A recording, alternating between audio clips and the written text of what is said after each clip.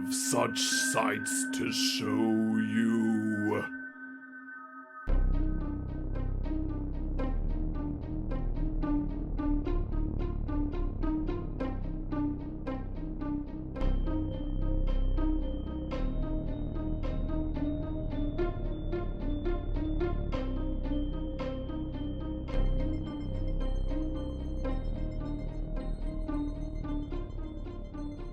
We're Poppin the Scary horror podcast here. I'm your host, Coale, and with me as always, I have my good friend and co-host, Aaron. Aaron, good evening.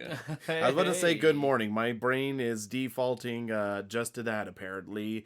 How goes it? Oh, not too shabby. How are you, Cole? I'm doing a-okay, boss man, doing a-okay. Ready to get this show on the road. I know, all we need to do is say his name 5 times in a mirror, and boom, Candyman's here to rock and roll. So, Candyman, do you know anything about it? Not really. I know they, it was an old movie, and then they kind of remade the movie recently, and Jordan Peele made it, I think, right? Is that right?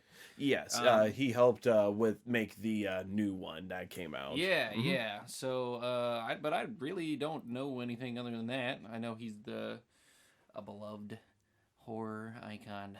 yes, for sure. I think Candyman has definitely gained some cult recognition there. Was one of those things that kind of flew under the radar whenever it first hit the scene in 92.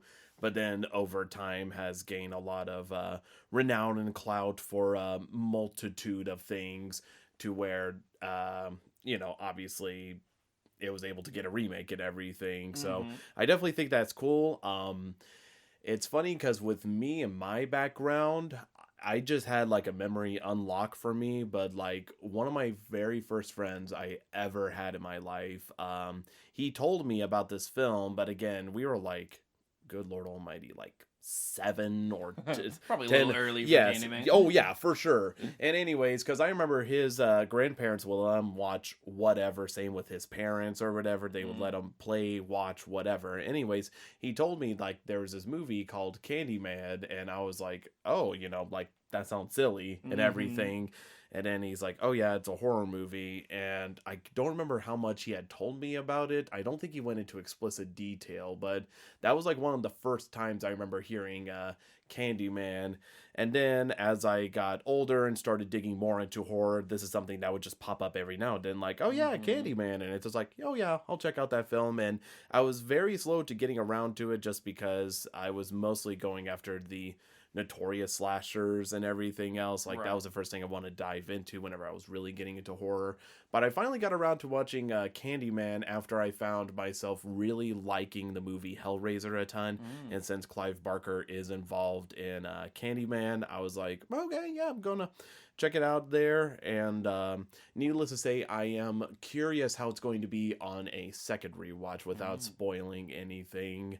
So I'm guessing this is kind of zero expectations going in, nothing too crazy. Basically, I mean, just knowing that Clive Barker's involved, I'm expecting some weird effects and monsters and things, but I don't know. I don't know what to expect beyond that. All right, well, we better start expecting something here real quick, because we're going to be back soon after we say Candyman 5 times in a mirror and let you know how that goes. So be right back.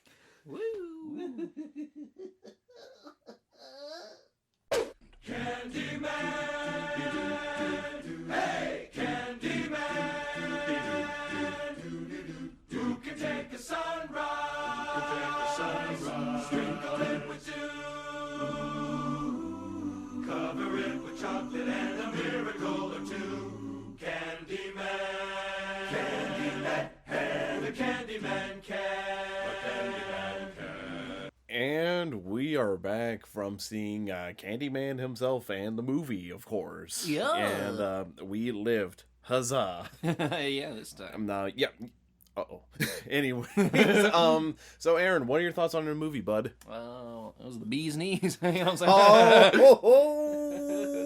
Oh, I like it. It was good. I enjoyed it. It was very much. I didn't have many expectations, but I exceeded them. It made me. It was very different than what I thought it was gonna be. I do think it was a little. I mean, well, we'll get into all the specifics. I think it was maybe a little meandering in parts, and I do have like some beef with the overall theme by the end of it. But all in all, I thought it was a very good movie, and I enjoyed it. Well, that's good. I'm really glad you enjoyed the movie. I felt like it was time for a film that I had a feeling you might enjoy. Yeah. And if not, the episode after this was a backup plan, just in case. Just you gotta win them over a little bit. Yeah. You got to sweeten the pot with a little bit of candy before you give me the man. Yeah. Ooh, there you go. But that's awesome. I'm really glad to hear about it. For me, it was a little bit more enjoyable this time round. Not that I didn't enjoy it the first time. I did. It's just because I knew where the story was going, it allowed me to focus on other stuff and try to put other pieces together, because it is a bit of a trip if you're not expecting it to go the way it ends up going and everything. Oh, absolutely. I can definitely see just having the extra details you have by the end of the movie to would enhance your viewing experience on a second watch. Yeah, for sure. So, how's about we talk about the plot of Candyman? Yeah. So the plot of Candyman focuses on Helen Lyle, played by Virginia Madsen, who is basically trying to do a thesis on Candyman, which is this urban legend where if you say his name 5 times while standing in front of a mirror looking at it, he will appear and kill y'all. And so her and her friend Bernadette are working on this paper together, and as they start to dig deeper and deeper and deeper into it, they find themselves in the midst of Candyman himself, but not in the way that you would think it would happen initially. But from there, it's basically like a rabbit hole. Like, you just keep going down, down, down as you try to figure out exactly who and what Candyman is and what all that entails. So, plot-wise, I do like it because we've seen films like this before where it's like, oh, somebody's investigating something and then they end up finding out that this is something way bigger than what they were initially thinking it was going to be. But the thing that I like about this film is that the plot trajectory it goes is not the way you expect it to. Like, even whenever it is revealed that, okay, this is something bigger, they start to shift the film in an entirely different direction than what you were prepared to take it in. But I like that aspect a lot. Now, granted, this is roughly based off of Clive Barker's short story that he wrote. I can't think of the title off the top of my head. It's not Candyman, but something else. So I can't compare it to the original source itself.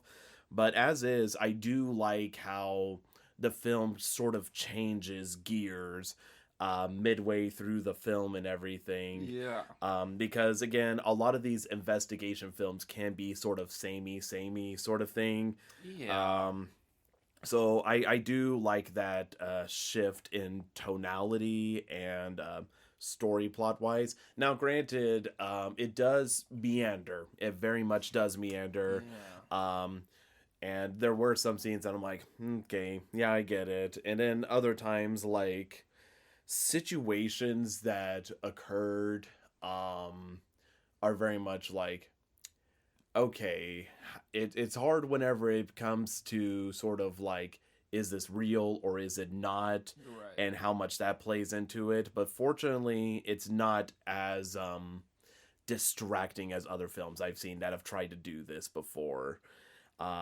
Because it doesn't do insane stuff where it makes you question, like, well, wait, how in the world how could this be in her head versus in reality and everything? Oh, absolutely. It definitely has a tinge of that, like, magical realism where you still kind of buy it, but not, where it gets so to the point where you're like, oh, I thought this was a story set in the real world, and now we're in La La Land.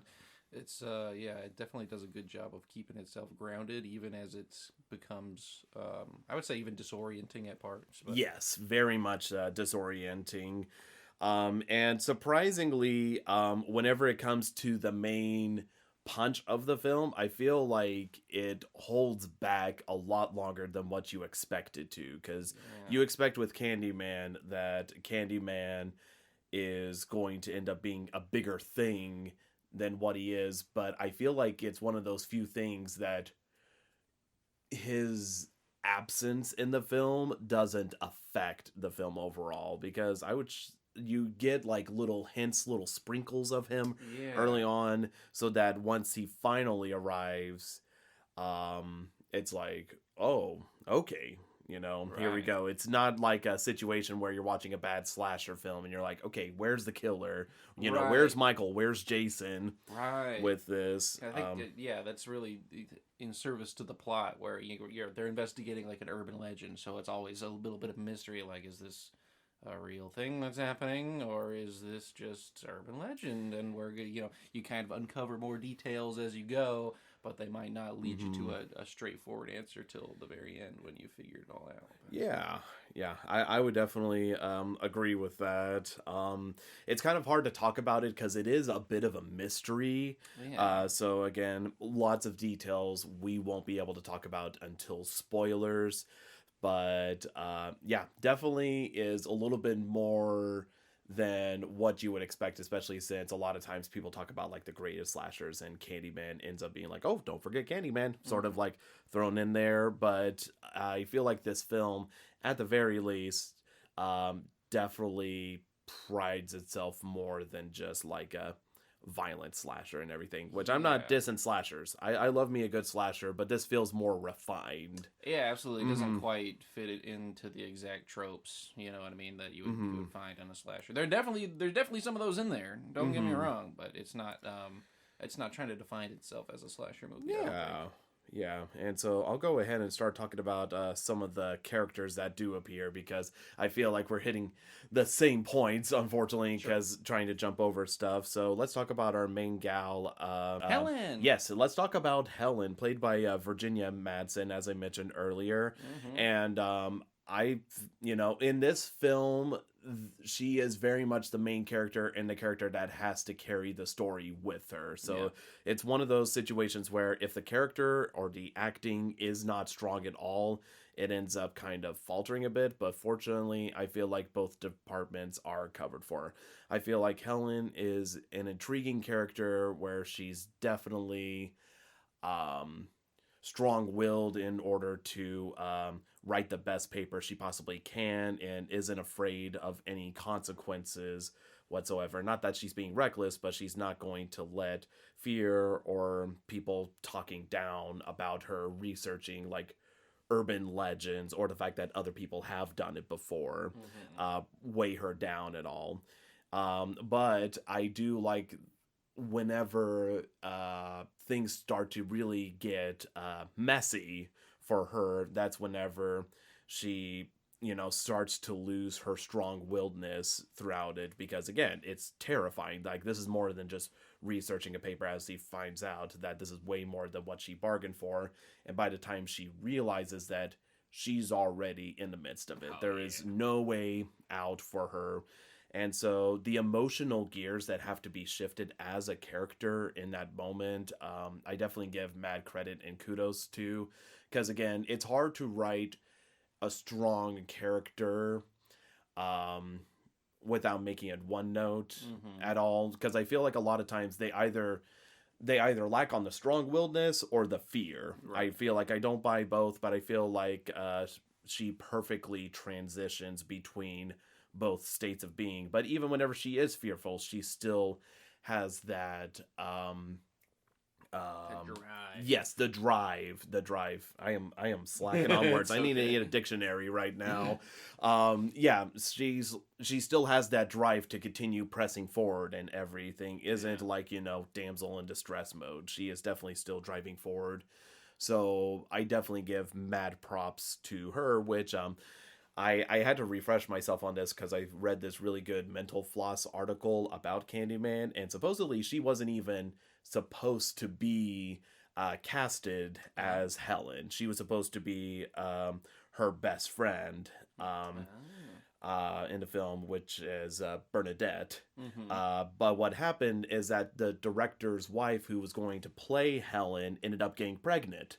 And while Virginia wasn't going to accept it still, because she's like, no, I'm not going to feel like I'm taking this from my friend, I guess her friend came up to her and said, please, like, if anybody's going to play this part, I want you to play the part. I don't want this to go to waste. So, for not being the original sought-out actress for the main role, I thought she did really well. Yeah, Like, really fantastic, really compelling character. You feel a lot of sympathy for her whenever she goes through these trials and everything. So, and I feel like, again, especially in a movie, like, as we've talked about in The Devil's Rejects, if you don't sympathize or like the main characters, it's hard for you to really be rooting for them or anything else like that.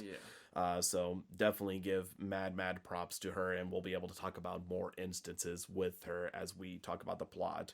Another character, while I don't know how much we'll be able to talk about him, is the Candyman himself, played by Tony Todd. And yeah, I think he's great. In this role. But do you know who was initially sought after for this role? Who? Eddie Murphy. Interesting. Yeah. They don't know the context of why they reached out to him or why it didn't work out. Some say it was salary. Others say that it was due to his height, because Eddie Murphy is 5'9", whereas Tony Todd, who ended up playing Candyman, is 6'5". Oh yeah. So and no diss to Eddie, but I definitely think Tony Todd ended up being more perfect for this role. I would have a hard time imagining Eddie trying to pull this off there, because he already has a reputation as a funny guy, and him being in that role would be it could be seen as goofy. But. Yes, for sure. And like I said, comedians have been able to pull off serious roles and everything, but I as much as I love you, Eddie, I don't know, man. Yeah. I don't know. But another thing that is interesting is whenever it came to the character of Candyman, the director didn't simply want to make a monster or someone that was just purely scary and everything. In an idea way, he wanted to make him more of a romantic figure in sort of like an Edgar Allan Poe sense, supposedly. And so I think with him kind of being very tall, having like that deep resonating voice there, and the way he moves like very elegantly and everything, I think it sort of adds a sort of it makes him scary but also alluring at the same time. Yeah, he's got like that vampire ass quality. Yes, that is such a good way to describe it. They're like, they're attractive people. He's an attractive guy, the guy they cast for Candyman. But he's also got a big bloody hook. So yeah, what did you think about the design of Candyman? I actually kind of love it. Yeah, because like you said, we have all these, monsters, even the ones that you see their faces, they're burned or disfigured or whatever. They're supposed to be otherized, but this was like a dude, and like the backstory that they give from the history, the legend stuff is it really makes you sort of sympathize for him, while also understanding that this is a violent being that is gonna literally gut you from groin to neck, like with a hook. I love that dynamic, because you don't have to. I feel like villains don't have to just be one thing. It's just a scary guy that you're running away from. It could have a lot more deep stuff. I mean, that's something I do give, like the last movie we watched was Saw. Is the one thing I do give Saw credit for, is even though it might be cheesy at times, at least the guy like thinks he's doing good. A lot of the villains that people gravitate towards are people that they sympathize with or feel some emotion towards, other than just scary. So I dug his design, even just the way because he's kind of dressed like just a dude. He's got a giant fur coat on and a hook, and I don't know, but he's tall and sort of like dark and mysterious, and that dark and mysterious can be scary, and it can be, romantic at the same time. So they were playing with that, and I thought it was awesome.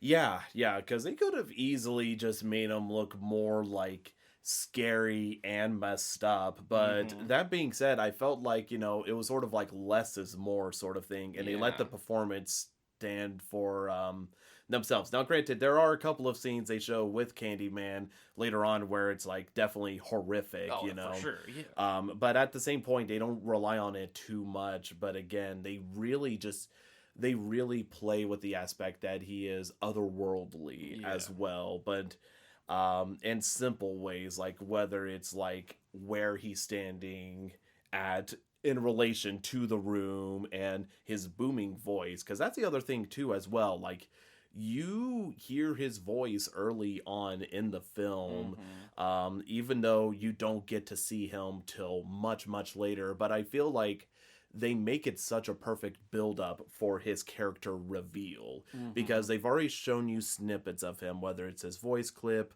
or like pictures of him, or even hearing about his backstory. You hear it early on. It's just this big build-up to where once he finally arrives, it feels like the very apt moment. So I definitely have to give Matt credit, and Toady and Todd himself just has a way of just looking serene. Like, he is absolute in his belief and his drive and his wants. Yeah, he's basically in bliss, you know. It's like if Freddy's like cocaine, he's like ecstasy or something. Something like that. But I really dug it, and whenever it came to him being a horror villain and needing to do the work and everything, I'm really surprised they didn't try to play it up more just because it's horror, like it's rated R horror. Right. But I think it works out better that way. It works out better that you don't see it like that, which adds more to the mystique of the film. So yeah, I'm a big fan of Candyman. Although I am afraid to check out the latter sequels they made quickly in succession after this one. I'm trying to brave myself up because I feel like any elegance and everything will be out the window on those sequels. But probably. yes, Yeah. who knows? I don't know how soon I'll watch them, let alone will watch it. But Right. you know, we'll get back to y'all, audience, if we ever catch up with the sequel. We'll move down to the next character that is probably easiest to talk about is Trevor Lyle, played by Xander Berkeley, who is the husband to Helen. And it's funny because first time round, I didn't care about his character too much. I was just like, okay, yeah, whatever, just stand in, you know, husband, you know, whatever. But second time round, because I knew who her husband was and everything else, it allowed me to pay more attention to subtler details and everything. And while I am torn about some character decisions in the writing department for him, I feel like overall he works fine for the story that needs to be told. So I definitely think overall for the character archetype is written, I feel like it works good for the story. It's just not quite as clean an execution as Candyman or Helen, I would say.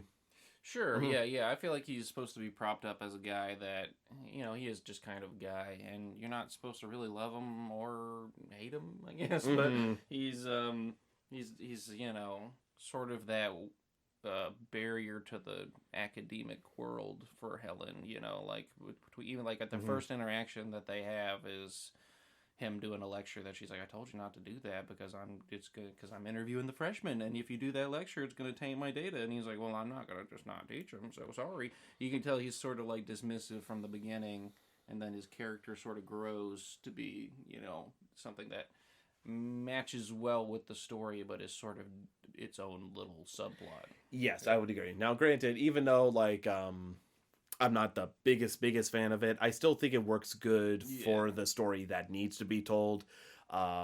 It's just kind of one of those things that I think it's hard. I mean, this shows like how difficult writing can be to make everything 100% smooth. But whenever it comes to the performance, I feel like Xander is very good at being very distant. Yeah. Like, you know, you do believe that he loves Helen in some regard, but at the same point, you can also tell that he is a bit more full of himself. Yeah. Especially because, again, at the lecture, he's literally talking about like debunking urban legends and everything. It's just like, there's no crocodiles in the sewer, which gave me good nostalgic flashbacks to Alligator. Yes, yeah, alligators. But that being said, just almost undermining her just because he's like, well, I can't, you know, change my teaching course just to, you know, help you out and everything. Yeah. You know, I got to teach these kids something. And like I said, more character stuff is revealed about him later that we can't really talk about because that'd be major spoilers. But as is, I feel like Xander did a perfectly fine job portraying him because I definitely believed it. But yeah, then we'll jump over to Helen's best friend, Bernadette Walsh, played by Casey Lemons, who, again, for not being the initial friend that was going to be casted, I thought she was great. Yeah. I thought that it was a really, really good addition to the cast there. I feel like she's definitely kind of fun, easygoing whenever it comes to relaxed situations, but then it's like whenever they head to some sketchy areas and everything, that's whenever her mode just shifts to be like, nope, nope, nope, doing that. And so I think that's great, like a good counterbalance to the adventurous side of Helen, you know, wanting to go out and find more stuff out about the Candyman urban legend and everything. I also feel like she genuinely does care, which is nice because with the husband being a little bit more distant, it's nice to have that person in Helen's life that is supporting her and like, yeah, we're going to work on this together, you know, and create a really awesome paper about it. So definitely I give mad props to both the character as writing and of course Casey, I feel like pulled the character off nicely. She even has like small moments that she makes counts, like literally whenever she's like waiting for Helen, there's like a moment where she like breaks a jacket out just to sit somewhere that's completely filthy. Just small moments like that. I feel like, you know, for a character that isn't the main character, I always appreciate any time the writing department gives the minor character something more to work with. But yeah, super good. Major kudos to Casey there. I guess the last character I could talk about just a little bit is Anne-Marie McCoy, played by Vanessa Williams, who is one of the tenants at the apartment that Helen and Bernadette visit. And even though her time is very, very limited, because she literally just pops up just to kind of give more exposition about the apartment complex as well as the urban legend about Candyman himself. She definitely does a good job, especially showing that she's like a single mom trying to do her best in a not so good situation. But she does have like that one monologue and it does stick with me because I was especially watching it this second time around and I was just like, man, that's just a good delivered monologue. That's just real good from the actress there. So I had to mention that. Aside from that, not too many other characters that are like super noteworthy. They just kind of like pop up and disappear. The only other person that threw me off, which I didn't realize the first time around, was that Ted Raimi's in the film. Oh yeah. Because they're showing like a flashback at the beginning, whenever they were talking about how the Candyman urban legend works or whatever, and he pops up, and I was just sitting on the couch with Aaron. I'm like, is that Sam Raimi? And then I'm like looking, I'm like, no, it's Ted Raimi, his brother and everything, which I thought was funny because I didn't even notice the first time round. So, you know, the more you know. Yeah. Little Raimi cameo and everything. He's not in the movie very long, but just in that flashback. But yeah. Yes, exactly. That's about the only other characters I could think of. One thing I do want to talk about that I think this film is very powerful on is set pieces. The set pieces I love them. I love them so much. I love the colors they use and the different locations there. Because I even love the fact that it's revealed whenever they're looking more into the urban legend of Candyman. Helen realizes the apartment building that she lives in is almost an exact copy of another apartment complex, which is where a murder occurred, where supposedly, it's Candyman related, but they can never figure that out for sure. Because obviously, how do you know, find out something that's become an urban legend and everything? I love that detail too, because I feel like it really services that whole point, like services the overall theme of the movie, where there's sort of that ivory tower of academia, and then across the highway there's like the projects, and she realizes, oh, this building used to be in the projects, and they segregated it off, and they made this real nice and painted up the walls, and then kept the other ones like the way they were. And so it's sort of like a symbol of, we're sitting over here high and mighty, but they're in the exact same apartment layout, just that's where,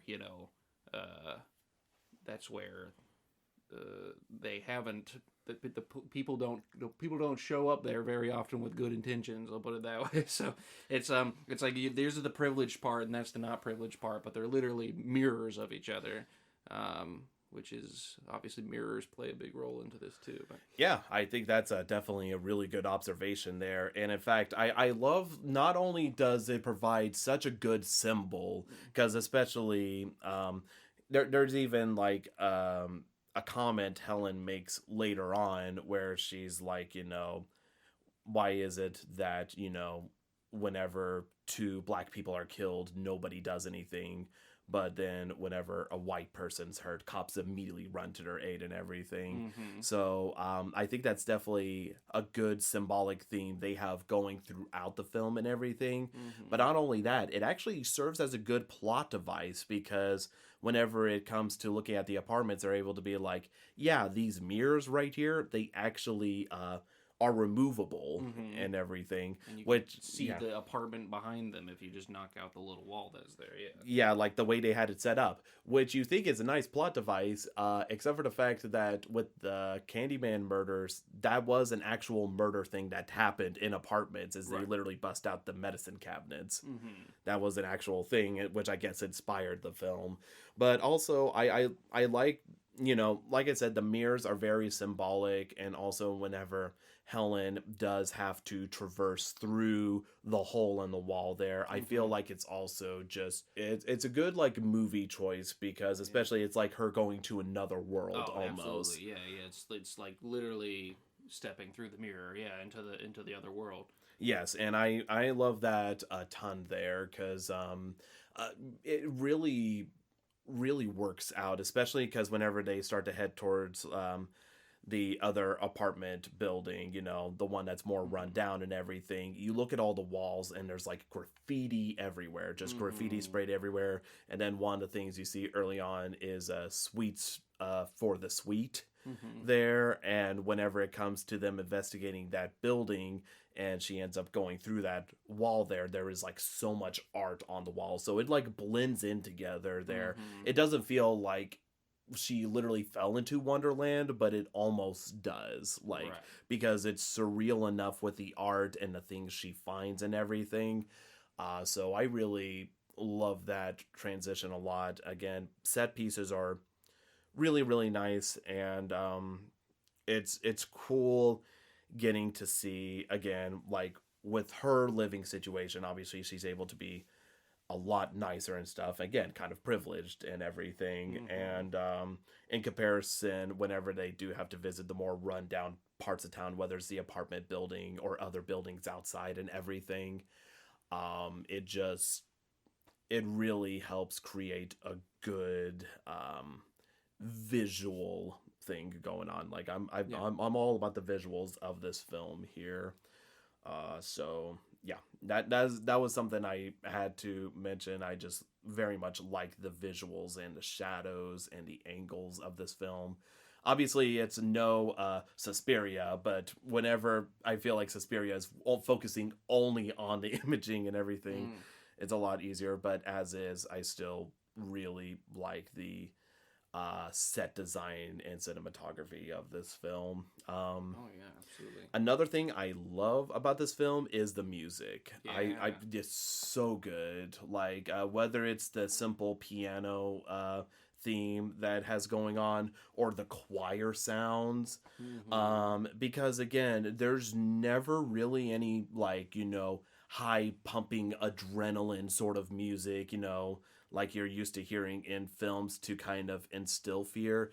It's like really kind of, again, beautiful music, but whenever it does start playing, it does start to build a sense of unease because you're associating, more terrible situations that Helen is in and everything, and the music's just playing, and you're like starting to keep getting unnerved. So I love the music of this film. Oh yeah. Yeah, it is so dadgum good. I love it a lot. Just the sound design in general in this film is awesome. I love how the Candyman's voice is just like booming and all surrounding. I love the sounds, and there'll be sounds of bees in the background, or you'll hear, if something's often happening in the apartment over or whatever, you'll hear screams and muffled. I just love the way that they incorporate and weave in sounds at all different points. During all the sort of disorienting scenes and stuff too, the way they flash images and sneak in little sound clips to kind of insinuate things that are happening in her mind are just I think it was really well done in all audio departments. Yeah, definitely good. Definitely glad you mentioned Candyman's voice being like amplified by like the special effects, making his voice seeming like all powerful, booming and everything. Definitely helps add to the overall atmosphere of this film that it delivers. Aside from that, Bud, anything else you want to talk about with Candyman before I hop into spoilers? I guess I do want to comment. We kind of touched on it a little bit, but I do want to talk about the theme. I can definitely see why Jordan Peele would be interested in remaking this movie as a director. It's very like, I didn't expect the movie to be this heavy on like race relations, and it's not like ham-fisted about it. Like, what's a white person doing in this black neighborhood? It's not like, after school special or something, but it's very, very prevalent throughout the entire movie, and it's not something you can like try to pass off as like, well, this is just some blue, the curtains are blue, so she was sad kind of shit. No, it's like, it's heavily a part of the film. Even just, you can talk about the symbolism of the white Helen and the black Candyman and the sort of weird, eerie romance that they have as she crosses the threshold into the projects, and has to confront these sorts of things head on, where people think that she's a cop because she's dressed nice and is white, but it kind of comes up on every hook of the journey where, whether she's talking to the neighbor or, when she's finds herself in these literal ivory towers, these white fucking places, white spaces where she's butting heads with white professors, that are all like, it's the boys club. So as she kind of combats that world, but then also finds conflict in the world of this neighborhood where all these Candyman incidents are happening. So I like the theme a lot, how they were playing with sort of everyday actual points of conflict in cities, in urban environments, but literally the urban in the urban legend, really.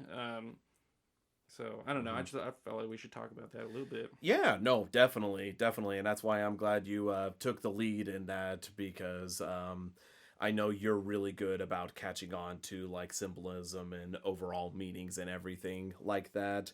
Because you do sense a lot of that, like, again, and it doesn't feel pandering either. It literally doesn't feel like, it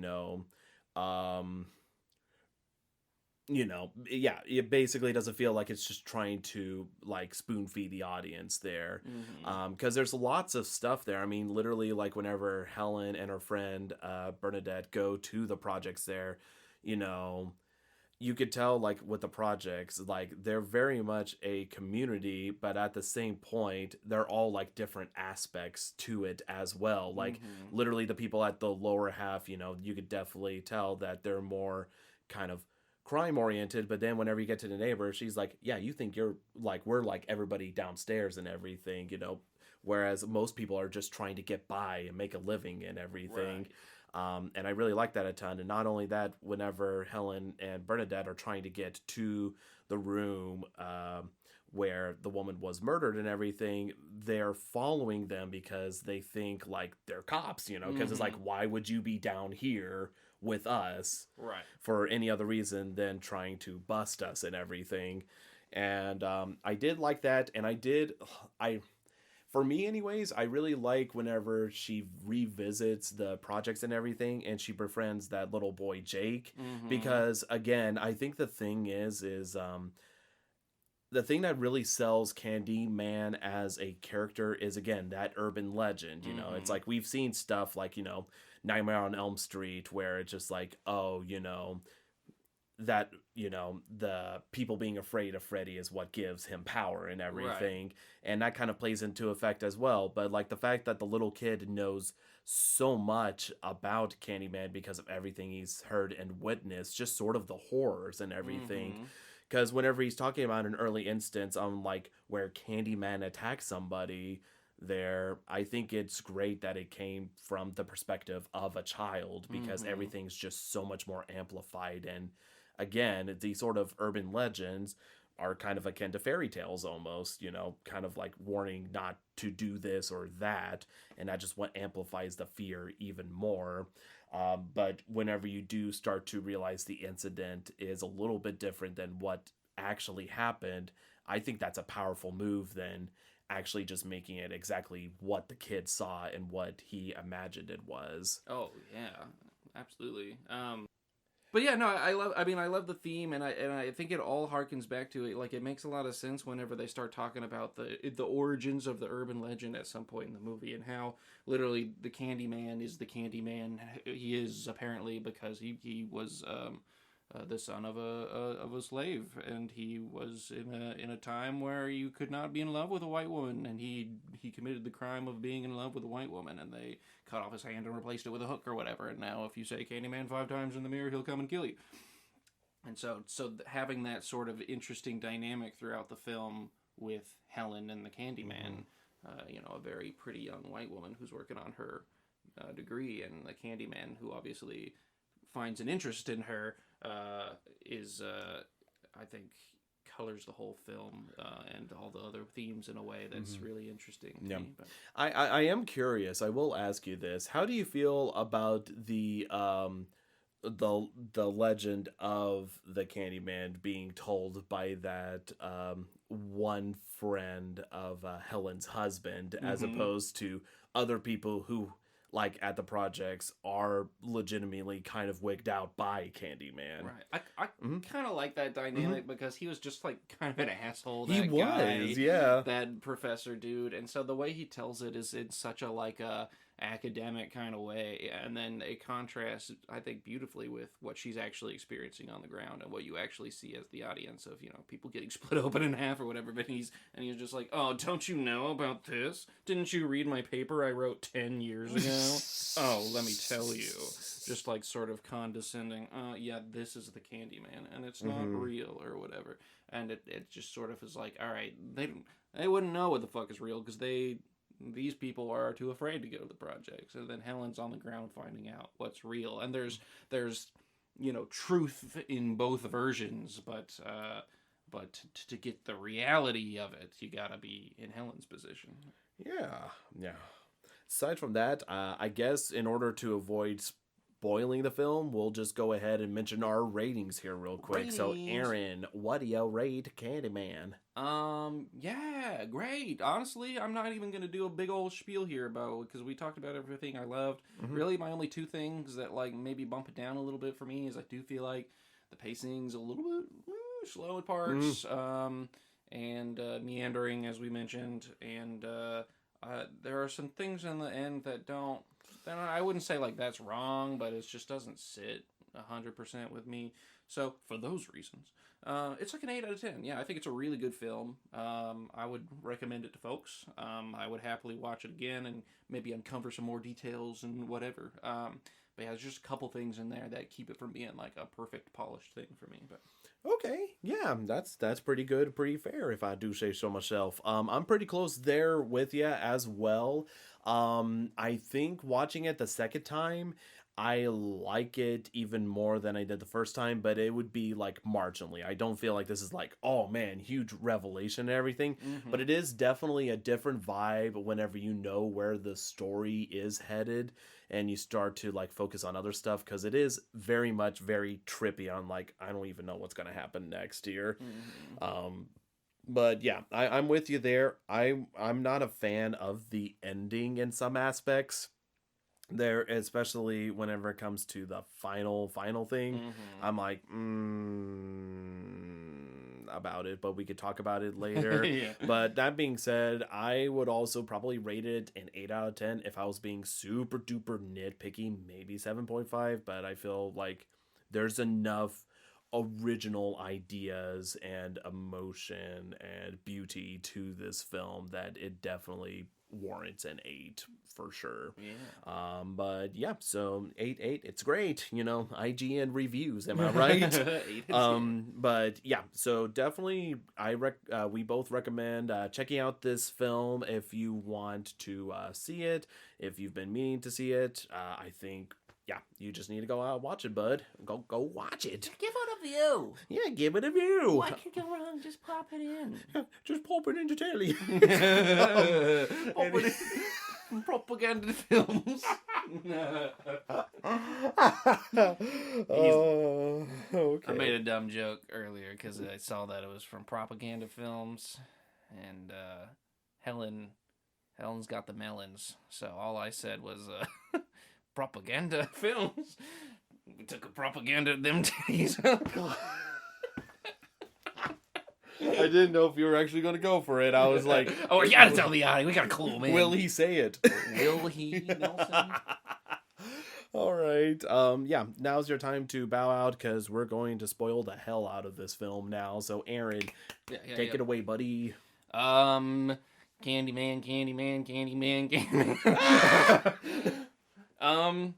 Yeah, I guess really all the things I want to spoil is just the ending and the whole just everything. I don't even know where to start. How about Helen going crazy, but it was actually Candyman the whole time, but it was actually Helen the whole time? Yeah, I felt like whenever it came to that, there's definitely a lot of times where they make it too one-sided. Like either, okay, she's clearly imagining this, or, okay, there's no way she could be imagining this with all the craziness that's happening. But they do a good mix of both, I feel like.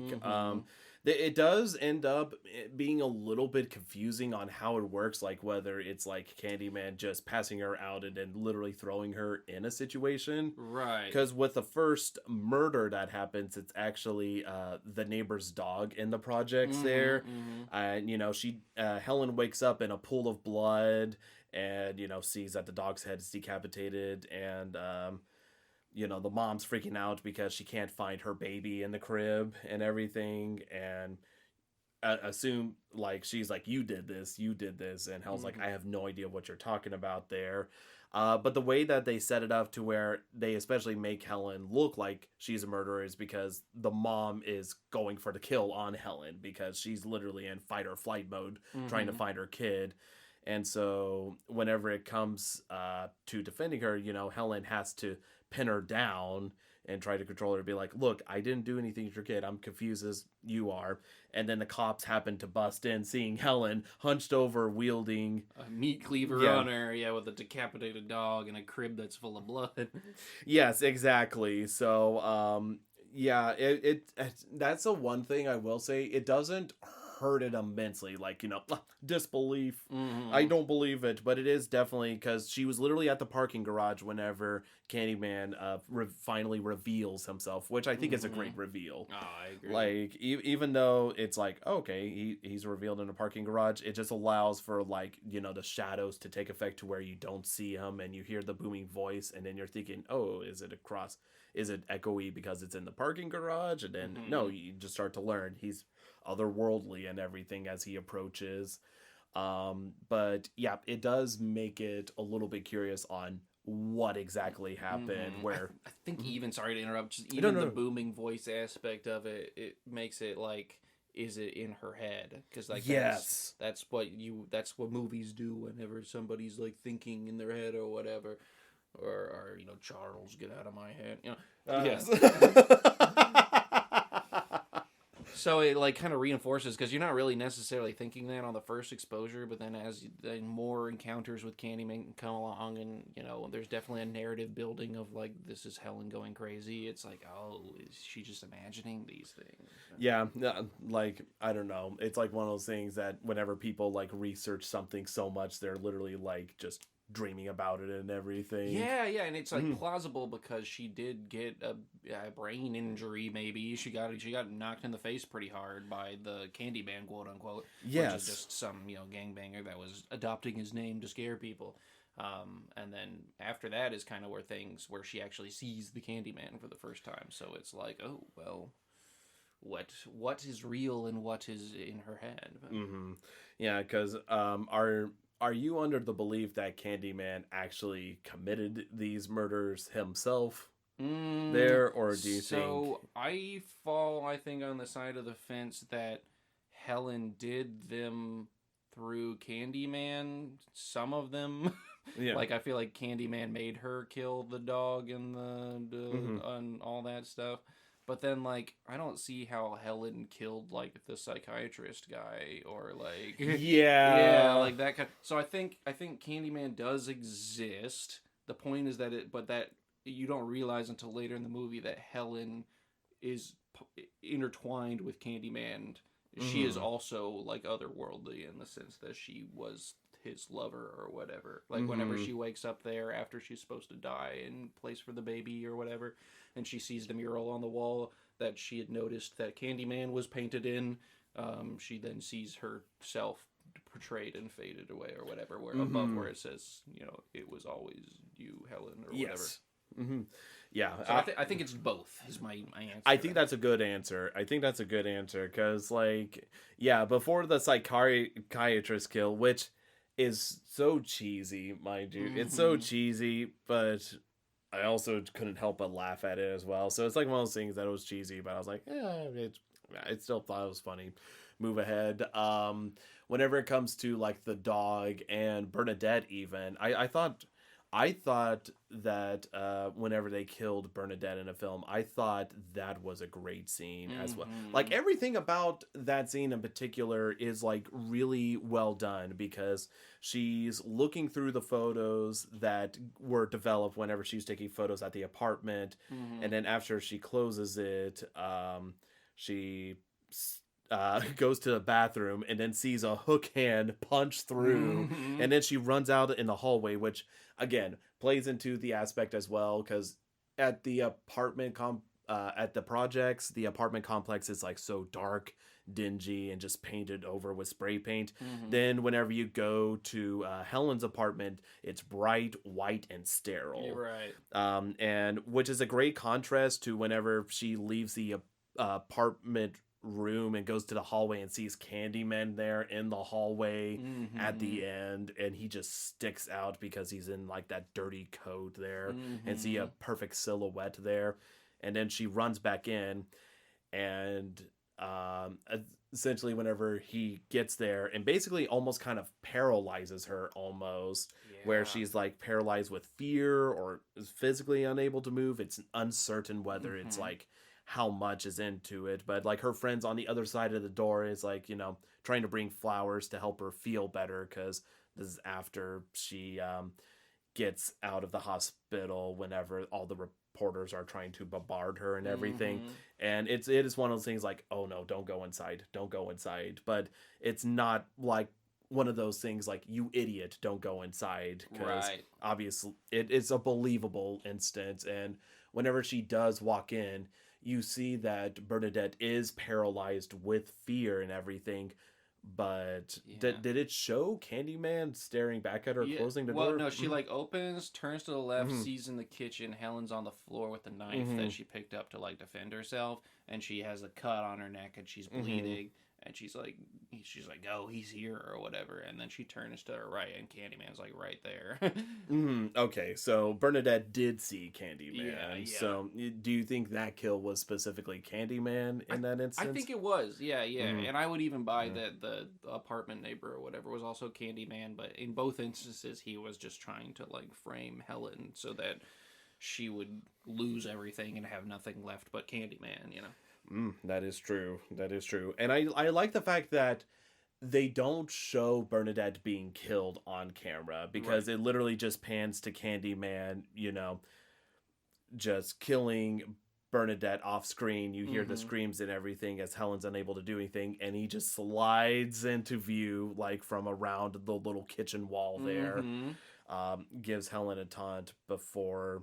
Oh, actually, it isn't even him turning around, right? Because it's her husband. Yeah, the husband finally comes home, which I'll just note, if he was really only took 20 minutes, like he said, instead of going off cheating, he probably would have been back before Candyman killed everything, because he said, 20 minutes, I'll be back. And in those 20 minutes, she got out of the bath, dried off, got dressed, set up her little photo thing, went through all of it, had the struggle, Bernadette came over, killed. That was not 20 minutes. He was out. Fucking Stacy. Yeah. Yeah, that is the interesting thing they play up with him, because obviously we're in spoiler territory. He's having an affair with one of the students, and it's set very early on. Now, were you expecting him to have an affair from the very beginning? I mean, they definitely set it up in that part in the lecture hall where Stacy like lingers around too long, and then Helen's like, "Who's that?" And like before Stacy even leaves, and he's like, "Oh yeah, I guess she's madly in love with me." Whatever. Like I didn't think at that moment necessarily, but the very next hint they drop, which is like when she's at the when she was arrested and she calls him, I think is the next hint, and she's like. And he's not there, and it's 3 a.m. or whatever. I was like, oh yeah, he's cheating. Yeah, At that point, I was like, yeah. They really throw in a lot of hints to show like this dude's having an affair, because there is that instance at the student hall. Then there's the one after she said Candyman's name 5 times in the mirror with Bernadette, which I was surprised that Candyman didn't show up at that point in time. At that moment, unlike what they say happens, it's like you immediately die, but it showed her in bed, and then her husband flings onto the bed. And he's like, yeah. And he's like, what time is it? He's like, late, I'm smashed. Yeah, at that point, I did like raise an eyebrow. I was like, oh, are they hinting that he's having an affair? But Yeah. I wasn't confirmed on it until the next time when it's like 3 a.m. and he's not home. Yeah, which I did like her asking specifically what time is it, and the cop's like 3 a.m. and she's like, okay, Yeah. okay. Because again, I will give the film credit. They do give him enough clout to try to be loving and supportive of Helen at some point, but he is distant at other points as well. Because like whenever she's like, even though like he wasn't there at home to receive the phone call, whenever he does go to the jail cell, he does seem like very worried about her and everything. It's like, oh my gosh, and everything. And whenever it comes to them leaving the building, like he's covering up her face, which at that moment in time, it's more so, is he doing it for his sake or her sake? Right. There. And I do like whenever they are talking to the lawyer there, and she's like, you don't believe I kidnapped the baby or killed the baby, did you? And he's like, yeah, I believe you. He's like, yeah, nobody thinks you would do that. Yeah, that's what it was. And then she's like, but it crossed your mind, and he like doesn't say anything or whatever. Yeah, I thought that was great moment there. I feel like whenever he like after Candyman kills the Bernadette in the apartment building, like you expect him to come around the corner, but it's actually her husband. And he's looking like, he just saw a murder in the apartment building. Yeah, that one was Candyman because they show Bernadette's like corpse's face, and her whole face is like white as a ghost, like she was just scared out of her mind. I am so stupid. I was like, that's really cool. I don't know why her face was white, and it matches up exactly with the urban legend. Like after seeing Candyman, their hair became white. Yeah. Yeah, white as a ghost. So Thank you for pointing that out. I should have seen that already, but I was just like, man, that blood really drained from her face. Doing that. But I like that. I like that a ton, that small detail. Because that's another thing. I guess I'll jump back to whenever she's talking to Jake. Is whenever she's talking about, oh, like, you know, he's like, yeah, Candyman's real. She's like, no, he isn't. He's like, yeah, he is. And it's like, can you tell me more about it there? And like, show me where he is or whatever. And yeah, they go out to that restroom. Yeah, the restroom there. And he tells that story about like how this special needs kid went to use the restroom there and ended up being gutted in the restroom. And so again, it's revealed that whenever she goes in there, it turns out that there is a gang where the gang leader is like taking up the moniker as Candyman, you know, walking around with a coat on and a hook, and basically decides to bash her upside the head because trespassing, I guess. Yeah, he just didn't take kindly to her meddling in his affairs or whatever, so I think he was giving her a warning. He's like, I'm the Candyman, bitch, and just knocks her out, and then like broke her camera. But they managed to recover some of the photos later. Yeah, I was surprised with the toilet of bees. Yeah. I love that detail. I love the little bee detail, just, you know, linking back to his urban legend, and that's kind of what makes him a monster almost. It's not even just the hook; it's the fact that he was killed by 1,000 bee stings or whatever, and they slathered him with honey. Yeah, doing that. I think it definitely makes him more interesting than just guy with a hook and everything. There's definitely a lot of small intricacies to Candyman mythos to make him a very compelling, interesting character. But yeah, that's definitely good commitment, especially showing like the arrow pointing down to the toilet whenever she checks it, then sees the beehive pop up. But yeah, again, I do think it ends up working well again because along with the urban legend and again like actual fears that Jake has to face on a daily basis, it's like the line between fantasy and reality are completely blurred for him because he's a child and he's constantly living in a state of fear, which I think is very super powerful, which I don't know, with him, what they end up doing at the end, I like, but I'm also like, also kind of iffy about as well. Yeah. But we could talk about that whenever we get there. Yeah, I do like that after they decide to commit Helen for, obviously, like, this is the second time she's been somewhere where someone has died, that they're like, okay, lock her up. And I love the shot of whenever they do lock her up in the room, Candyman's like literally floating above her, like caressing the face. It's so fucking good. It's so good. Just very powerful scene. And as it's revealed later, whenever she visits the psychiatrist that's going to evaluate her and everything, they play back the footage and Candyman's not anywhere at all. Right. So that basically is like questioning, like, is she the only one to see him because she said Candyman 5 times there, or is it truly inside her head in that moment in time? There's definitely a lot of back and forth on what's actually there and what isn't. Right. But again, that all goes out the window whenever she tries to prove to him Candyman's real, says the name 5 times, and he proceeds to gut him from the back multiple times and then flies backwards out the window. It's awesome. Yeah. No, I dug that scene just because it was a little goofy, but also because, yeah, they just kind of set up where you think the plot might be going of like, yeah, she's crazy. He's never there the whole time. And then they're like, psych, bitch, he's here. And I do like that Candyman like releases her from the chair as well, because again, it makes sense, right, in a sense, why he would want to free her, as you later figure out. And I do love how she's able to escape just by falling on the nurse, knocking her out, and stealing the outfit. That was sort of the one that she fell on her and she just falls back and you just hear like a crunch. There's like a little crunch sound they do there. I was just like, oh, she just like killed a woman by falling on her? Like, is that what happened? Yeah, but yeah, hey, works out. She's able to steal the uniform and sneak out.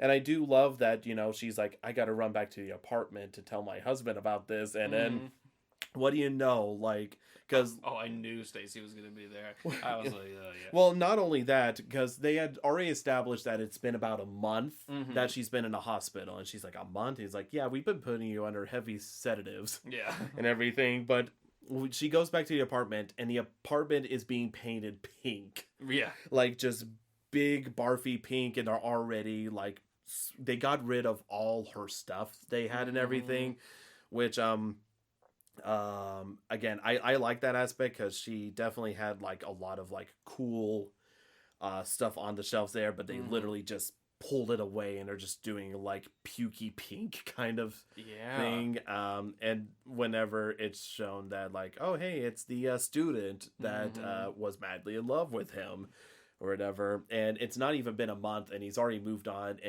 and as she later just told him, it's like, you weren't expecting me to get out. And he's like, we should call the hospital. Yeah, I just love that. Again, you could tell in that moment he's just more so like, I need you to get out. This isn't good at all. I also love, not to be a symbolism Andy here, but like, I do love that, with the theme of the story already kind of centers around the fact that her apartment is like condos that they've renovated to like move on and put old traumas behind her. And like, now that's literally what they're doing too, is they're renovating this space that's her apartment or whatever, because they're like, oh yeah, this can't, like, she was crazy, this Candyman shit, urban legend, buried it in the past, even though it's like a reality still for her. It's the same thing that they've done with these condos and this neighborhood, where they're like, yeah, the projects, it's a thing that we could just literally whitewash, just paint all the walls white and sell these as condos, and now they're pink washing it, I guess. But they're covering it up, and like, Helen was never here and her trauma. So it's just like it's also sort of like, all these steps in this story are definitely social commentaries on, black-white race relations in the 90s, but and urban renewal and these sorts of legacies of the projects and things that have been abandoned and pushed aside and dismissed, as Helen perpetually is also, as she gets deeper into this, abandoned, pushed aside, and dismissed. Well, holy cow, I can't follow up with that. That was beautifully said. God dang. Oh, Mike is like, them walls is pink as hell. You can tell. I mean, and that's part of what I meant in the beginning by the professors. Like, her husband is like the representation of academia in the ivory tower or whatever. Is how quickly he's moved on to another white woman. Here's another student I'm gonna date, and this is great. We'll just cover up all the tracks of the last one and forget about it. It's been a month. It doesn't matter.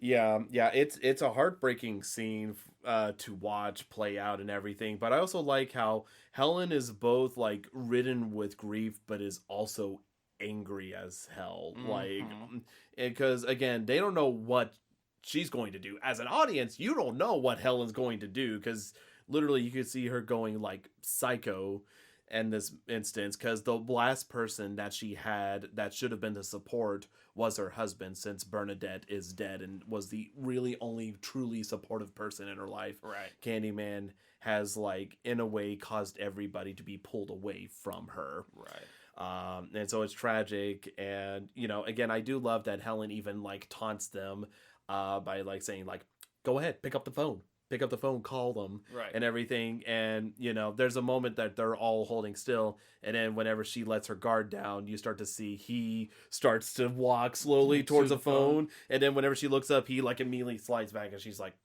yeah, okay, screw this. Yeah. And decides to leave and try to confront Candyman himself in that moment. Which whenever she... whenever she's heading over there, I forgot to mention, I love that because Candyman has kidnapped the baby, they show how he's kept the baby alive by, like, finger feeding him honey. I love that little detail. Yeah. It's just once, because they show the baby a few times, and you're just like, man, how has no one heard this baby? Why is this baby not dying or whatever? But yeah, they just show him kind of like tickle the baby with his finger, and it sucks on his finger, and I'm like, I guess that's a detail. That's yeah, like he had like honey on his fingers, so he's literally feeding the baby. Because you don't know what he's going to do. Because first you see him like hook the wall next to the baby, and then he's just like, "Here is your honey."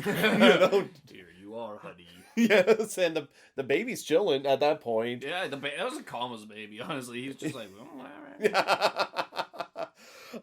But yeah, whenever Helen does decide to revisit the apartment, which, by the way, I've mentioned this on Set Aside, one of the things I do love is that the hole she crawls through is like spray painted to look like Candyman opening his mouth. I really like that detail. Nothing else, I just really like it a ton, and so I can see why they used it as a symbol early on and everything. And I do like that whenever she does take the hook and like enters through like the little ceiling portion, start to see him there, and he wakes up and she still goes for the strike, and Candyman's on face, he's like, you've come. Just absolutely ecstatic, not even like, angry or hostile towards that moment. But again, whenever he's like, surrender yourself to me and I shall return the baby. And she's like, yeah, okay, that's fine. Because I think there was a moment, like whenever she's hanging on the bridge, she's thinking about ending it all. Because after she left the apartment, but then whenever he's like, come to me, doing that, she's like, I need to end this once and for all, or try to. Yeah, because she's standing on that bridge looking in the water. So again, bridges are also a simple thing. It's what separates the ghetto from the place. Anyways, but she's dang, son. It's literally like crossing over into the other world, just like all the other sort of entering the other world imagery they have here. But no, while she's sitting there looking at the water or whatever, yeah, he says, all you have left is my desire for you, or whatever. And so she's like, well, fuck it, I'll go to the Candyman. Yes, yeah, that totally fair. And so whenever she goes there, we do get the reveal that Candyman has a lot of access to bees on his person there.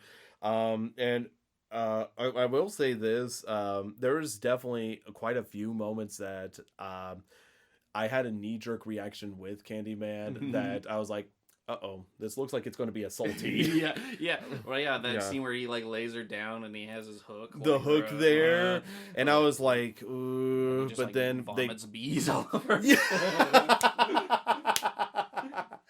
Yeah, not only that, but like literally also like whenever the gang from earlier, whenever they encounter her in the bathroom, and it's just like, oh no, and then they hit her upside the head with the hook, and I'm like, okay, thank God.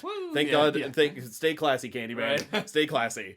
But yeah, like that also happens, which again, I don't feel like in that moment it was done as exploitative whenever it shows him like moving the hook up there. I just feel like, again, it's just to amplify the fear, but also kind of show that he is very much an alluring figure. There. Well, I think it was another example of that sort of double-sided coin of the fear of Candyman's going to kill you, but also that alluring figure, because that is how he kills people, is like from groin to with the hook or whatever.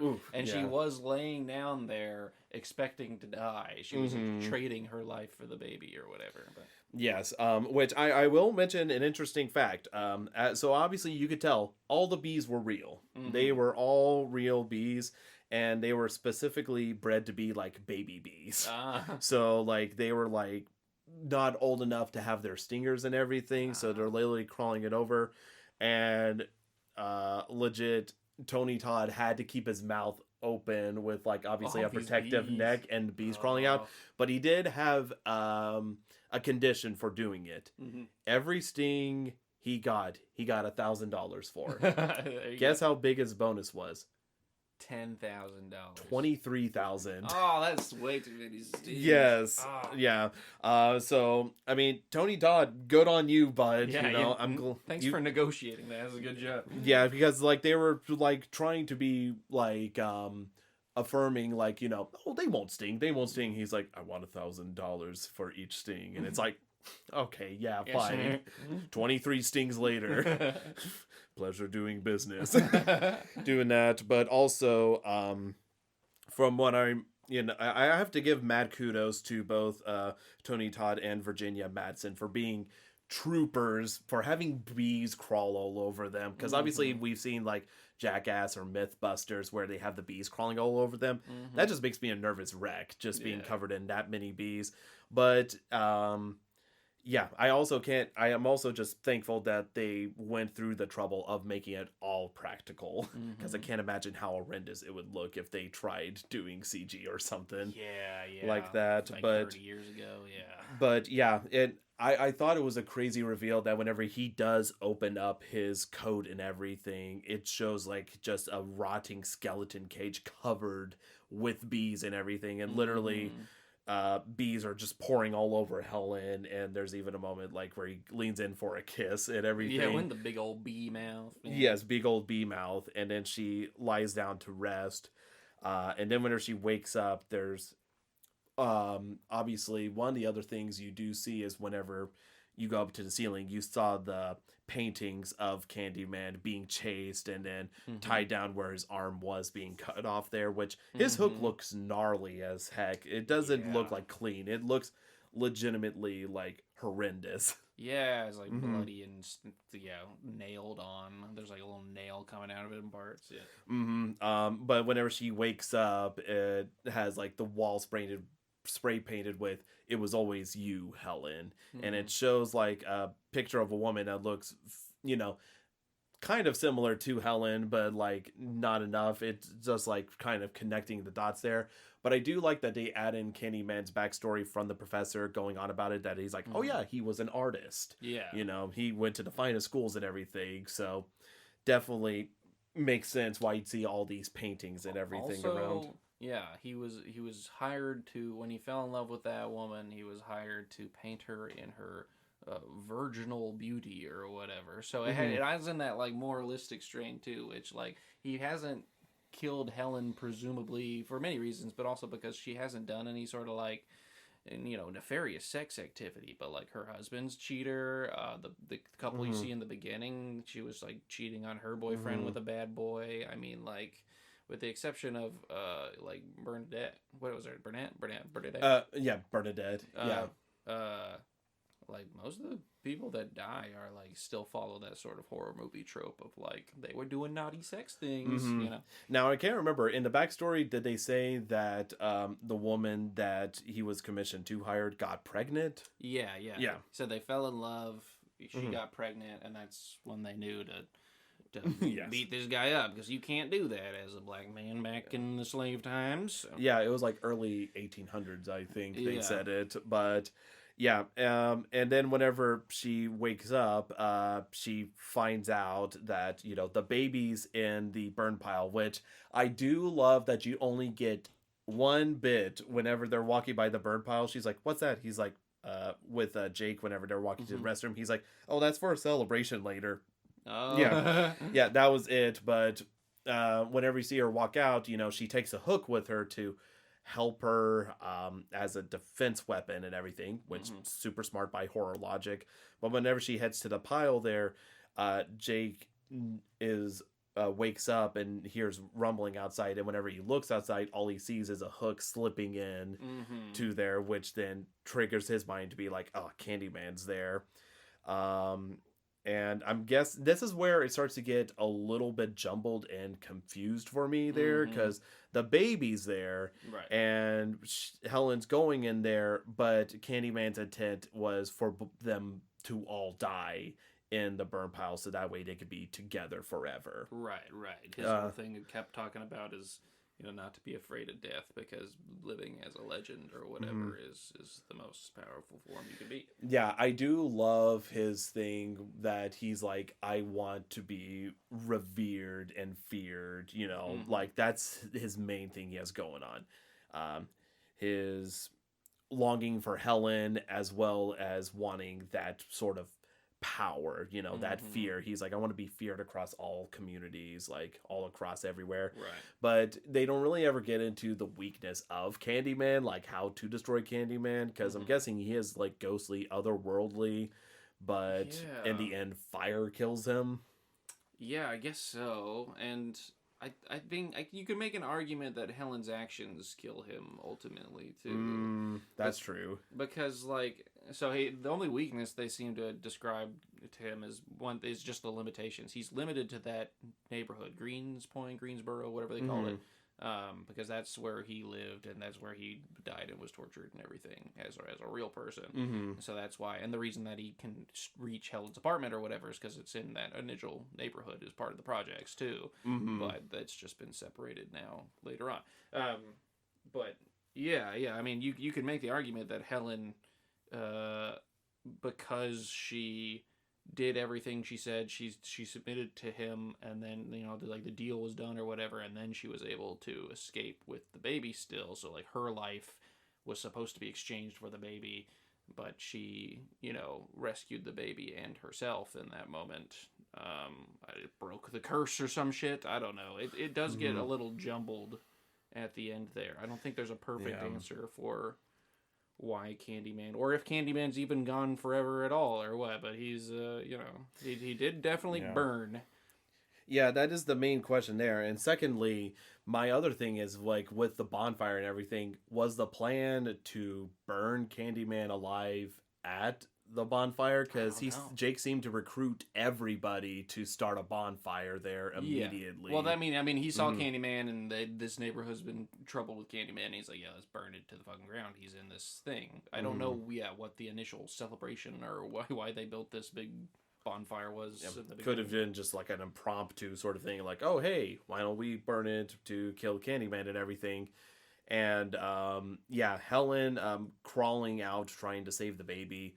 There's definitely some shots that they did for the film that looked super painful, like whenever that burning piece of lumber fell on her back, and it's like actual stuntman in the robe that catches on fire, and I'm like, oh man, that made me wince a bit just imagining that. But having Helen crawl out of the bonfire to return the baby back to the neighbor, I like it in a plot narrative there. Like, she sort of like redeemed any sort of like bad image, like a bad view they might have had on her specifically, and being like, okay, she rescued the baby, basically sacrificed her life for the baby. Yeah, and they do make a point to show that Jake sees Candyman burning or whatever, so in the community's eyes, she was telling the truth. It was Candyman that killed her dog and took the baby or whatever, and she rescued it and was redeemed. But I like that aspect. I definitely like that aspect. I didn't even think about the fact that they could see Candyman there. Yeah. Because, like, the people do rush out pretty quickly to try to douse the flames off of her and everything, which is not normal for a lot of some films. They're like, no, they'll just stand there and as they watch her burn. But I do like that Helen does get to see her good action go through before she ultimately succumbs to the wounds and dies. That is where I'm sort of torn. Is I love it in the sense that, like, it shows, like, this moment itself shows that this community was being ignored. Their Candyman problem was being ignored, like every one of their problems that they had, and that it took somebody with that privilege and influence to come and care a whole lot enough to die for them or whatever. I do love that, and on the flip side, I hate it because it's a white savior story. It's like, this white woman solved all these black people's problems, and it's like, don't you feel good about that? Thanks, Helen. It's she has the whitest name possible too. It's like Helen Carenson. Yeah, it's definitely a double-edged sword in that regard. Yeah. Like, it's good, but also could be deemed as bad. Right. It was, I mean, it still falls into that trope where, it's thank God that the white people solved the problem, but it's, so I'm struggling to not see it from that lens, but, because I do love the other, thematic elements that I touched on. But. Yeah. But yeah, that was the thing that like got me the first time round, is like surprised that Candyman just died so easily in a moment where he's like, Helen! Like blows into a billion burning bees. Yeah. But at the same point, I think you making the connection of like, Helen basically killed Candyman. So I do like that as well.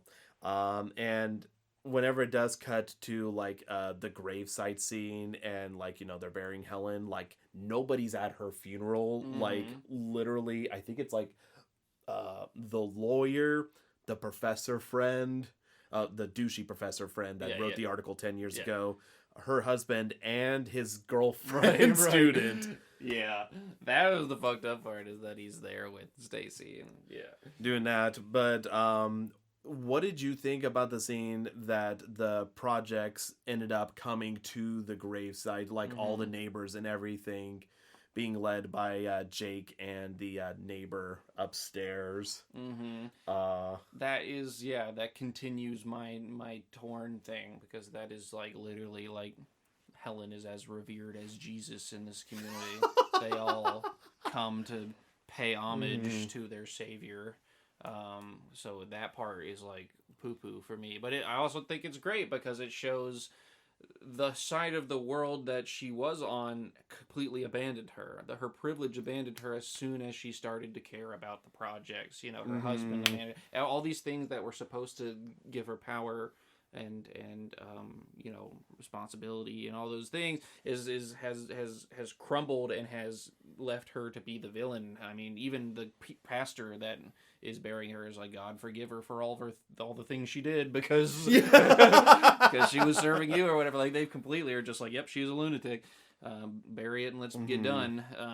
And you can tell. I do love that. Yeah, they all march in and he drops in the hook. So like, Candyman was real. Candyman is dead, presumably, and they're burying the hook, burying the hatchet, as it were. So I like that as from a symbolic aspect, but at the same time, it does just like really just reek of white saviorism. I'm very curious, especially with the tossing in the hook there, because in that aspect I hadn't thought about it that way. But I like it, just saying like, hey, Candyman's real, you helped defeat him, this is your trophy here. I also had the aspect of literally passing the torch. True. Like creating another boogeyman, because as it's revealed whenever the husband is feeling an immense amount of guilt, and I will say they do it kind of tastefully, not tastefully, like believably, I guess, because he's like sitting there on the toilet, kind of realizing his feelings there. And so whenever Trevor is there thinking about it, in comparison, Stacy's in the kitchen, like, I can make some food, and you can tell she's just like absolutely inexperienced there, and he's like literally thinking about like how Helen made this wonderful meal, candlelight, like literally she had like a little wicker basket with fabric in it and a baguette sticking out, sort of like that love and care, and he's just realizing what he lost, comparatively, what he threw away, as opposed to, again, just like chasing like younger women there that are kind of more into the fling of it there. And again, he starts to have that sense of remorse and regret, because literally he's over Stacy in that moment. He's like, yeah, sure, I'll be out. And even she's kind of getting over him, just like, what's his problem? Deal? His like, wife dying. Exactly, being terrible and everything, literally just like being awful with the steak, slapping it out, cutting it up. The biggest issue I have with the film is, why did Trevor say her name 5 times in the mirror? Yeah, I mean, it turned off the light. Like, who does that? I bought it up until the 3rd time, and then and then when he says it 5 more, just to like round out the Candyman thing. It was a little like shoot in, but because like whenever he said it the 3rd time, I was like, no, they're not gonna. I do kind of. Pretty much everything with the ending I have 2 sides on. I do love that Helen shows up again, because it was established that it was Helen the whole time. Helen and Candyman were ultimately intertwined. And so she would have his same It was powers always you, or whatever. Helen. It was always her, you know what I mean? And so, which, you know, again, if we want to dive back into the symbolism stuff, it could be, it was always, you know, the white influence. It was never the black boogeyman. It was the white people that did this to this community or whatever. So it's, I mean, this film's very, very race relations heavy, which again, I was like, I did not expect coming in, but I was like, cool. I mean, that's cool, I guess. But yes. So anyway, you could say that, but I do love that Helen does pop up and just kill her husband for being a piece of shit. But and she's all burned up and everything. But yeah, I do also think it was cheesy. And why did he say it 5 times? And like, yeah, like what? I think it's definitely like that sense of justice kicking in again, Right. because ultimately he was wrong to basically commit adultery, period. And so it's just nice kind of seeing the comeuppance come up to him there. I just don't know about how I feel about her. Like, if it's just now she's the new Candyman, if people say her name 5 times, she kills them, or is it just like a one-time deal where she's like, oh, I need enough vengeance in me to kill my piece of shit husband. Yeah, it definitely had a taste of catharsis to it. Like, the audience will want to see this because this husband was an asshole. But I could have done without it. If the movie ended before that, it would have been fine. If Candyman showed up instead of Helen when he said Helen 5 times, that would have been fine with me too. I mean, it's just there's a number of endings that I would have been fine with. I'm honestly fine with this one. I do like the bathtub scene where she opens the door and you see him, and it's like, yes, and you could tell he was just as terrified, and therefore the legend continues, which is just what Candyman wanted, that she would live on forever as a legend, you know. But so I like those aspects of it, but it wasn't. I don't think it was a perfect ending. Yeah, I also like that Stacy, whenever she comes in, she's holding the knife. Right. Because then it frames her and it continues on. Then she's like, now she has to take the blame. Because it was definitely good, kind of seeing like the dead body in the bathtub. Because I feel like I've come so desensitized to how they normally end, because it would end with him screaming and hearing like like sort of slashing noises. So I think it's definitely good, again, seeing the dead body in the tub and everything, and focusing on that. But it does raise the question of like what's the mythos now there. Right. But again, it is true, because after that scene, it pops back up to Candyman's lair, essentially, and it goes up to a painting where it paints Helen as sort of like literally Jesus. Yeah. The whitest savior. Yes, she saved the projects. Doing that. But yeah, so I hated it more so the first time round, but second time round, especially by having another person who's really good at acknowledging sort of like written symbolism and narrative flow and everything else like that, definitely kind of helps point out even more stuff that went over my head the first time I saw this film. Yeah, I love watching. I love films that are baked in with that kind of stuff. So it's always fun to dig in. All right, awesome. Aside from that, bud, anything else you want to discuss about Candyman? I don't think so. Okay, I think that's a good place to close the book on with this film and everything, as we're going to hop to the next film. Now, this episode has been something that I have been wanting to do specifically with you for a very long time. And as I mentioned, this was a backup in case. This is a backup because you have seen this film. Oh. And from what I understand, you do like it. Okay, yeah. And I will mention, you have mentioned this director's name in the episode already. Oh, wow.